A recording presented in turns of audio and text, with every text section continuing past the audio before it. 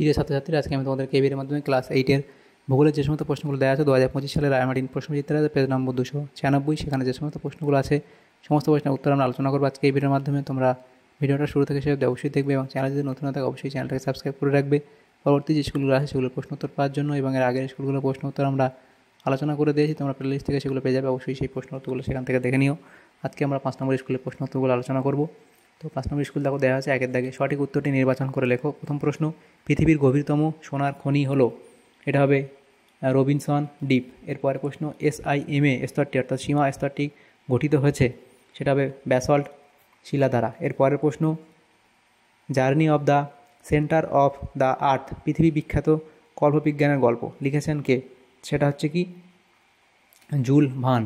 এরপরের প্রশ্ন, ক্রোফেসীমা হলো কি গুরুমণ্ডল, অপশান বি। এরপরে শিয়াল ও সীমা স্তরের মাঝে আছে, এটা হবে কনরাড বিযুক্তি রেখা।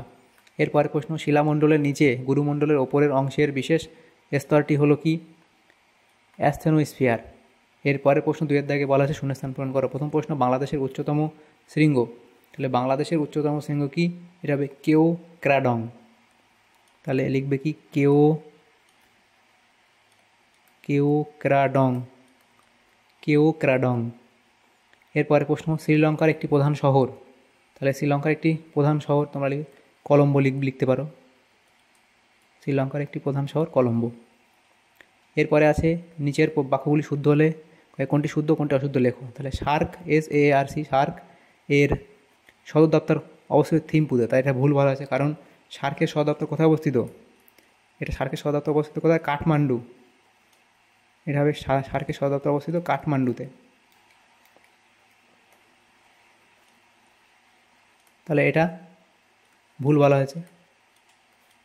এরপরের প্রশ্ন, নেপালকে বজ্রপাতের দেশ বলা হয়, এটা এখানে তোমাদের ভুল বলা আছে, কারণ নেপাল নয়, এটা হবে কি ভুটানকে বজ্রপাতের দেশ বলা হয়। এরপরের যে প্রশ্নগুলো আছে দেখো সেগুলো কী বলা হয়েছে। 3-এর দাগের প্রশ্ন 2 নম্বর করে দেওয়া 2টো প্রশ্ন, 4 নম্বর আছে এই বিভাগে। এরপরে 3 নম্বর করে দেওয়া 2টো প্রশ্ন উত্তর করতে হবে 6 নম্বর। এগুলো নেক্সট পেজে আমরা আলোচনা করব। দেখো প্রথম প্রশ্ন আছে, ভারতীয় উপমহাদেশ কাকে বলে, তা লিখবে এবং এর কারণগুলো একত্রে ভারতীয় উপমহাদেশের নামে পরিচিত, তার কারণগুলি কি, সামাজিক সাদৃশ্য, কেন্দ্রীয় অবস্থান, বৈচিত্র্যময় দেশ ইত্যাদি পয়েন্টগুলো করে অবধি লিখবে। এরপরে ছিল প্রশ্ন, প্রতিবেশী দেশগুলির, এটা হবে কোনটি ভারতের কোন দিকে রয়েছে লেখো, কোনটি এটা স্পেলিংটা ঠিক করবে, কোনটি ভারতের কোন দিকে রয়েছে লেখো। তাহলে ভারতের রাজনৈতিক মানচিত্র দেখলে দেখা যাবে কি ভারতের উত্তর দিকে রয়েছে চীন, নেপাল, ভুটান, উত্তর পশ্চিমের দিকে আছে আফগানিস্তান, পাকিস্তান, দক্ষিণে রয়েছে শ্রীলঙ্কা, মালদ্বীপ, পূর্বে আছে বাংলাদেশ, মায়ানমার, তো এগুলো লিখবে। এরপরে আছে 4-এর দাগের প্রশ্ন, নিচের প্রশ্নগুলির সংক্ষিপ্ত ব্যাখ্যামূলক উত্তর দাও, যে কোনো 2টি। প্রথম প্রশ্ন দেওয়া হচ্ছে দেখো, সক্রিয়তার ভিত্তিতে আগ্নেয়গিরি কয় প্রকার ও কি কি। তাহলে সক্রিয়তার ভিত্তিতে আগ্নেয়গিরি হচ্ছে 3 প্রকার, 3 ভাগে ভাগ করা হয়, সেগুলি হলো জীবন্ত বা সক্রিয় আগ্নেয়গিরি, সুপ্ত আগ্নেয়গিরি আর একটা মৃত আগ্নেয়গিরি। এবং প্রত্যেক প্রকারের সংজ্ঞা লেখো এবং একটি করে উদাহরণ দাও। তাহলে তার সংজ্ঞা লিখবে এবং তোমরা এই উদাহরণগুলো দেবে, এই সংজ্ঞা লিখবে, সুপ্ত আগ্নেয়গিরির উদাহরণ দেবে, মৃত আগ্নেয়গিরি তার উদাহরণ তোমরা দেবে। এরপরে প্রশ্নগুলো আছে দেখো 2-এর দাগের প্রশ্ন, মনে করো এই মুহূর্তে হঠাৎ ভূমিকম্প শুরু হলো, এরপর এরকম পরিস্থিতিতে তুমি প্রথমেই কী কী করবে লেখো। তাহলে এখান থেকে শুরু করে এগুলো তোমাদের করণীয়। এরপরের প্রশ্ন, টিকা লেখো, সিসমোগ্রাফ ও রিক্টার স্কেল। তাহলে সিসমোগ্রাফ পয়েন্ট করলে সেটা অর্থ লিখলে, সংজ্ঞা লিখলে, তার আবিষ্কারক লিখলে, বৈশিষ্ট্য অবধি লিখলে। এরপরে রিক্টার স্কেল সেটা লিখলে, তার সংজ্ঞা, আবিষ্কারক, উদ্দেশ্য, বৈশিষ্ট্য, উদাহরণ তোমরা অবধি লিখবে। এরপরে আছে দেখো নিচের প্রশ্নগুলি উত্তর দাও, যে কোনো 2টি। প্রথম প্রশ্নে রূপান্তরিত শিলা ও পাললিক শিলার বৈশিষ্ট্যগুলি লেখো। রূপান্তরিত শিলা বা পাললিক শিলার বৈশিষ্ট্য তোমরা এই পয়েন্টগুলো করবে, কাঠিন্য, স্ফটিক, জীবাশ্মের অনুপস্থিতি, চিহ্ন, খনিজের উপস্থিতি, চিহ্ন এবং শিলা। এবং তারপর হচ্ছে কি যে আচ্ছা এটা তোমাদের 2বার চলে এসছে, এটা বাদ দিও, শিলাকণার বিন্যাস ইত্যাদি পয়েন্টগুলো করবে। এরপরে পাললিক শিলার বৈশিষ্ট্য স্তর এখানে পয়েন্ট করে এই অবধি তোমরা লিখবে।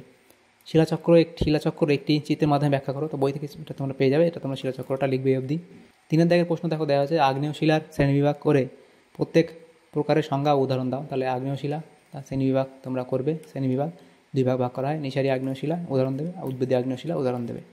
এবং দেখো উৎপত্তি স্থলে শিলার গভীরতার ভিত্তিতে এই শিলাকে 2 ভাগে ভাগ করা হয়, সেটা হচ্ছে পাতালিক শিলা আর একটা কি উপপাতালিক শিলা, সেগুলো অবধি লিখবে। এরপরে দেখো আমাদের এখানে এই সমস্ত প্রশ্নগুলি ছিল আমাদের ক্লাস 8-এর যে প্রশ্নগুলো ছিল ভূগোলের, ক্লাস 8-এর ভূগোলের যে প্রশ্নগুলো ছিল আমাদের 5 নম্বর স্কুলের সমস্ত প্রশ্নের উত্তর আমরা আলোচনা করলাম আজকে এই ভিডিওর মাধ্যমে।